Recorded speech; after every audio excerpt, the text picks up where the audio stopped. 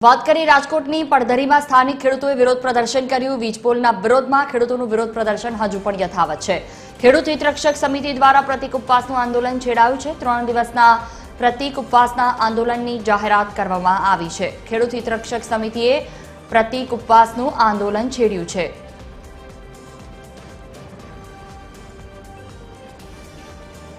રાજકોટના પડધરીમાં સ્થાનિક ખેડૂતોનું વિરોધ પ્રદર્શન।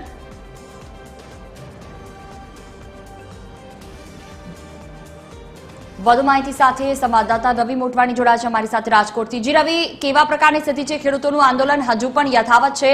કેટલા ખેડૂતો છે? શું તેમની માંગ? જરૂરથી જણાવી દઉં, જે રીતના વાત કરવામાં આવે, વીજપોલ કંપની છે તેની સામે ખેડૂતો વિરોધ કરી રહ્યા છે। તેને લઈને ક્યાંક ને ક્યાંક આજે રાજકોટ જિલ્લાના પડધરી તાલુકામાં પણ ખેડૂતો છે, ખેડૂત હિતરક્ષક સમિતિ છે, તેના દ્વારા 3 દિવસના પ્રતિક ઉપવાસ ધરણા શરૂ કરવામાં આવ્યા છે। શું ખેડૂતોની માંગ છે તેમની પાસેથી જ આપણે જાણવાનો પ્રયાસ કરીશું। મનોજભાઈ, શું કહેશો? આ ધરણા ઉપર ફરી બેઠા છો? જે રીતે પાર્ટ 3 આંદોલન શરૂ થઈ ગયું છે, સરકાર પાર્ટ 1 અને 2માં માત્ર 50% સુધી પહોંચી છે, તો ખેડૂતોને પૂર્ણ વિશ્વાસ છે કે આ તો 18 વર્ણનું ખેડૂત છે, એનો કોઈ સમાજ નથી, એ દરેક સમાજના લોકો ખેડૂત હોય છે। એટલે પાર્ટ 3 પડધરી તાલુકાથી એક સરસ મજાની શરૂઆત થઈ છે કે 3 દિવસના પ્રતિક ધરણા, એનાથી ખેડૂતોને પણ સમયની અનુકૂળતા મુજબ આંદોલનમાં આવી શકાય ને પોતાની ખેતી પણ થઈ શકે, એટલે ખેતી પણ બંધ ન રહે અને આંદોલન પણ ચાલુ રહે, એ પ્રકારનો અહીંયા ખેડૂત હિતરક્ષક સમિતિ પડધરીના આગેવાનો એક આયોજન કર્યું છે કે 17, 18, 19 આમ 3 દિવસ સુધી આ કાર્યક્રમ ચાલુ રહેશે ધરણાનો। ખેડૂતની સમયની અનુકૂળતા મુજબ એ સવારે 10 થી સાંજના 6 સુધી આવી શકશે અને પોતાનું બાકીના ટાઈમમાં ખેતીકામ પણ કરી શકશે। અને સરકારને ઢંઢોળવાનો અને એના અધિકારીઓને જગાડવાનો પ્રયત્ન છે કે જે વળતર આપવાનું છે એ તો કંપની આપવાનું છે, સરકારે તો આપવાનું નથી। અને હંમેશા માટે ખેડૂતોએ સરકારના વિકાસમાં, દેશના વિકાસમાં તો સહયોગ કર્યો છે। ડેમ બનતો હોય, કેનાલ હોય, હાઈવે હોય, આ બધું જ ખેડૂતોના ખેતરમાંથી નીકળ્યું છે અને ખેડૂતે હોશે હોશે આપ્યું છે। પરંતુ અત્યારે એક બિઝનેસ કરવા આવતી કંપની છે જેને 7.5 લાખ કરોડની કંપનીને માત્ર 200 કરોડ જ આપવાના છે વધારાના।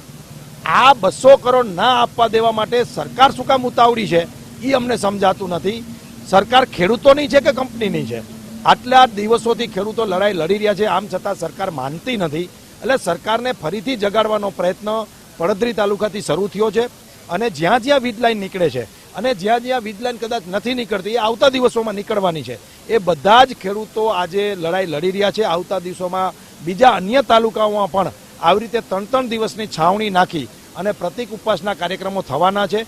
એના પણ આગામી દિવસોમાં અમે આયોજન તમારી મીડિયા વચ્ચે મૂકવાના છીએ અને પાર્ટ 3 બહુ મજબૂતાઈથી ને તાકાતથી આંદોલન ચાલવાનું છે। જ્યાં સુધી સરકાર ખેડૂતોની માંગ નહીં સ્વીકારે ત્યાં સુધી ખેડૂતો લડી લેવાના મૂડમાં છે। અન્ય ખેડૂત પણ આપણી સાથે છે। શું કહેશો? તમે પણ ભોગ બનનાર છો, તમારી જમીન પર થઈ રહી છે, શું કહેશો? અમારી જમીનમાંથી થાંભલા આવી રહ્યા છે, અમને બિલકુલ પોષણ નથી। એનું કારણ એ છે કે અમારી જમીન 1 કરોડ 1.5 કરોડ રૂપિયાના એકરના અમારા ભાવ છે। એ જમીન વીજપોલને તાર નીકળે એટલે પછી કોઈ લેવા તૈયાર નથી। અમારા બાજુની ગામની અંદર દાખલો છે, આજથી 10 વર્ષ પહેલાં 220 કેવીની લાઈન નીકળી હતી। એક ખેડૂને ઘરની અંદર માંદગીના હિસાબે એને જમીન વેચવી પડે એમ છે, પણ એ જમીન આજની તારીખે કોઈ લેવા તૈયાર નથી। કોઈ વેપારી કે કોઈ માણસ એની અંદર હાથ નાખતો નથી અને એ ખેડૂત બિચારો બાકડો થઈ ગયો છે। અન્ય ખેડૂતો પણ આપણી સાથે છે, તેની સાથે પણ આપણે વાત કરવાનો પ્રયાસ છે। શું નામ કાકા આપનું? મારું રાજકોટ જિલ્લો, લોધિકા તાલુકો, ઊંડ ખીજડીયા ગામ, રઘુભાઈ અને રામાણી મારું નામ, બરોબર, રઘુભાઈ નામ। એટલે મને 1/8/2000માં નોટિસ મળી, તારીખ 1/8/2025માં। એટલે કાયમી સાહેબો આવતા, કાયમી મને નોટિસ આ રહી મારી પાસે। એટલે 9 ગામનું મેં જૂથ કર્યું। 9 ગામ ક્યાં? એક સગાળિયા, એક ઊંડ ખીજડીયા, એક નગર પીપલિયા, 2 દોંબડા, 2 ઈટારા વડા। હું નોટિસ લઈને જાતો, ભાઈ તમે ગામ પંચાયતે આવો। આમાં છે શું એ મને ખબર પડતી નથી, પણ એટલી મને ખબર પડી ગયા બિહાર, ઉત્તર પ્રદેશના ગુંડા આવે છે। મને કે દાદા 50,000 આલી તમને 90% આપી દેશું, 100% આપી દેવું। મને ખબર પડી ગયા અને કરોડોમાં કંત્રાટ છે। એક અશ્વિન કુમાર સાહેબ હતા, એ મારી મોટા આગળ રોયા પૈ ગયા, લાગ્યો બાપા સાપ આવ કે તમે અમને બહુ હેરાન કર્યા। મેં કીધું હું તમને હેરાન કરવા, તમે મને આવ્યા? મેં કીધું શું કરવા? કે મેં 1200 કરોડનો પ્રોજેક્ટ રાખ્યો છે, એ મારું લોઢું પીડ્યું છે। તેથી મેં એને સવાલ કર્યો, તમે મને પૂછ્યું તું ખેડૂને કોઈને? તમે સીધા કંત્રાટ રાખીને ખેડૂતની જમીન પૂરેપૂરી નાશ કરી નાખો તો અમારે શું સમજવાનું ભાઈ? તો મને કે તમને 50,000 આપીને આમ આપીને, પણ મને ખબર પડી ગઈ હતી. મેં બહુ 100 ગામડા કાયમ એક ગામડું લેતો, પછી હમો અમારે જામનગર જિલ્લો ન્યા જાવ. હવે જિલ્લા ફેરમાં તો આપણું કઈ હાલે નહીં, કોઈ ખેડૂત ભેરા ન થયા. પછી મારા રાજકોટ જિલ્લામાં મેં 9 ગામના ખેડૂત મારી વાડીએ ભેરા કર્યા. 2025માં પહેલી મીટિંગ મારી, 2 લીટર દૂધ લઈ ગયો, પાણી ભરી રાખ્યું, અને મારી વાડીએ 50-60 ખેડૂત આવ્યા. અને સાહેબ એમ કરવા માંડ્યા, અહીંયા જ થાંભલો ખોડવો જોઈએ, વસ્સા રેજ મારું ખેતર છે 3.5 એકર. મેં કીધું સાહેબ આમાં થાંભલો ખોડો તો મારા ખેતરમાં રીએ શું? તો કે તમને લાખ રૂપિયા આપીને દે બાપાને લાખ રૂપિયા. મેં કીધું મારે પૈસા જોતા નથી, તમે રહેવા દો. ના તમને 100% હોય તો આપી દઉં. પણ મને ખબર પડી ગઈ ત્યાં ગુંડા છે, નકર મારું સહેલું ગામ છે, મને ક્યાંથી ખબર હોય? પણ મને ભગવાને હુજાડ્યું. પણ બધાય કિસાનો હવે એક થયા ને આજ મને ખાવું ભાવશે.